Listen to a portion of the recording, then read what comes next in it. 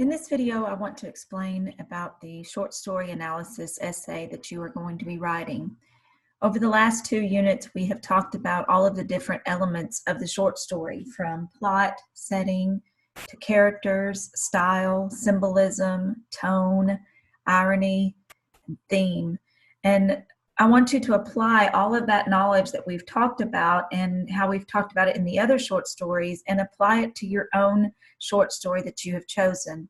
Remember, it needs to be a short story that is in our textbook that we have not read in class, or it can be a short story by one of the authors that we read in class, but it can't be that same story. So let's say you really liked The Cask of Amontillado by Edgar Allan Poe. You may choose another short story that he wrote, like The Telltale Heart. And the ultimate goal is to apply all of those things that we have talked about into your own analysis. Remember, this is not a research paper, so you should not be getting any outside sources. This is all what you feel the short story means, but without staying in first person. Make sure that when you are analyzing literature, and we've been practicing this, that you stay in third person point of view.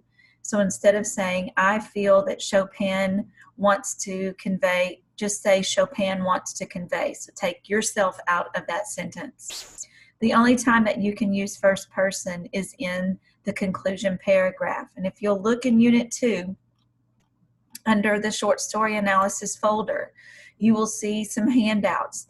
You need to open these both up. Make sure you have read through them. It gives a good guidelines and talks about the thesis statement and how to write a thesis statement and things like that. And then most importantly, you want to look at this outline, making sure that you understand this is a 5-paragraph essay, and I have given you what I want in each paragraph. The introduction is where you summarize the story. I would say probably 7 to 10 sentences is the length that you need to stay within that summary. And then you need to end that introduction paragraph with your thesis. Make sure that you look at that short story guidelines. Number 5 gives you sample thesis statements. It gives you the formula for a thesis statement. And then in the next 3 body paragraphs is where you're going to talk about your elements.